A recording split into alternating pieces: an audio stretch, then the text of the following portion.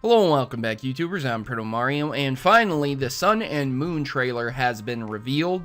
It shows a lot of information, more stuff than those bullshit leaks we got. So now we got the legit thing.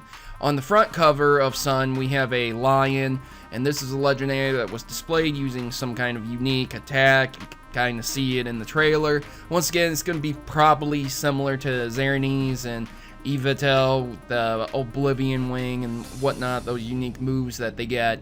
And then you have the bat here, and the bat had sections of its wings glow and light up, and it looked like it was using a beam attack. Maybe it was using Moonblast, who knows. But there's the legendaries. They're going to be the front runners for the covers, and there's that. And you can see the date that it's available quite a ways away, unfortunately, due to the simple fact that it is only the 5th month and not the 8th or 9th, so it's really not that close to being November. When it gets around 8 or 9, maybe you can get super hyped for it, but you know, like I said, man, it just depends on you. If you want to be hyped all year, that's your choice. So we are going to be going in depth and talking about some of the things that I've seen in the trailer. So let's go ahead and get on into it. So the first thing is, of course, this would be an overview of the map that we got. This is in-game kind of rendering. This isn't concept art or anything. And I wanted to compare it to a few things. So this is Singapore. It looks very similar to that, just straight up from the way it's lined up here, where you can see the edge of the water, and it would kind of probably be similar to this island right here, maybe. But again, there's evidence to show that it's probably going to be Hawaii because of this right here. So this individual says, "Welcome to paradise, cousin. This is the Alola region," which is similar to Aloha. So Aloha is a saying in Hawaii that means peace, tranquility, stuff like that. Hello, you know, stuff like that. You can use it for multiple different sayings and words. But I did want to point out a few things. So this picture obviously has an active kind of volcano, and you can see this is Singapore, and this is the line where all kinds of active volcanoes are, and you can see all these islands, so it could be set in any one of these regions. But again, I'm leaning towards Hawaii because this is a huge chunk, right? So you see how big this is, and then you have this main island. So would it not be pretty much the same thing as Hawaii right here? Like, so we have this huge chunk right here, which would be this, and it's even in the shape where it goes like that. And then you have the volcano, which would be right here, and then you have right there, and that matches up with right there. So instead of being Singapore, it's more than likely going to be Hawaii or somewhere similar to Hawaii, you know, something like that. It just looks very, very, very similar to that. So that takes care of that. You can see some buildings here, and again, buildings aren't going to match up one-to-one, of course. I mean, you saw black and white in New York City. My God, that's like the tiniest New York City I've ever seen. But it's not going to be a one-to-one match. It's just going to look very similar. So we have a flat screen TV.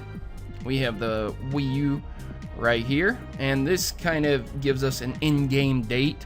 So this game takes place in-game later than the year that the Wii U was produced. This is a white Wii U.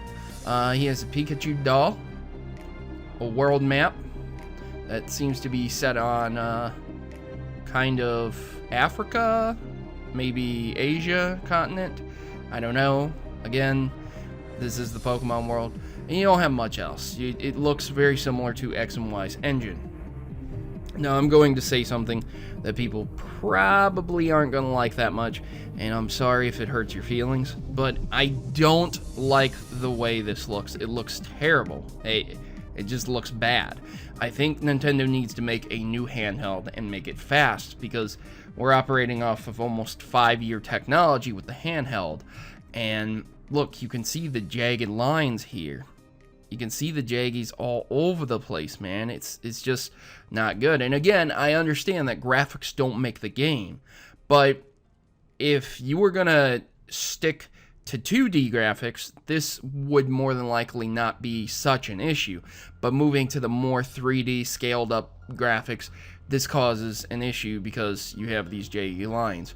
I mean, it looks like he's having some kind of weird skin seizure here. So that's the room essentially. You can see the jagged lines. You can see how post-processing and anti-aliasing is not working that well. These are the 3 starters. You have an owl, that's a grass flying type. You have a cat, that is just a fire type. Don't know why it looks dark and fiery, but it is just a fire type. And you have a seal with a comedic effect nose. Clown seal. This is a flying grass type. This is a straight fire type. This is a straight water type. Each one obviously gonna evolve into different things. They didn't divulge what they would end up evolving into, so once again, if you see those rumors flying or people like, oh my god, their evolutions have been leaked, have you seen it? Oh my god, don't trust them. Don't trust them. In fact, when you see these bullshit rumors pop up, you just need to call them out. Hashtag no rumor. Hashtag stop the drama. I swear, man. Something needs to be done, man, because every single time there's a Pokemon release of any type, man, you get these rumors that are ridiculous, and people will sit here and they'll just fabricate everything they possibly can. There are people who will sit there and spend days on art just so that they can get that rumor started and get it going, and that's just how it works. That's just how it goes, unfortunately. So you need to be careful listening to certain YouTubers about Sun and Moon material. Again, I'm not calling out anyone specific. I think there are certain YouTubers who can do good Sun and Moon coverage, like TyranitarTube. He does good Sun and Moon coverage. I really appreciate the videos he does. I've seen some other ones, but for the majority, there's a lot of people who just hop that clickbait wagon hoping to get views.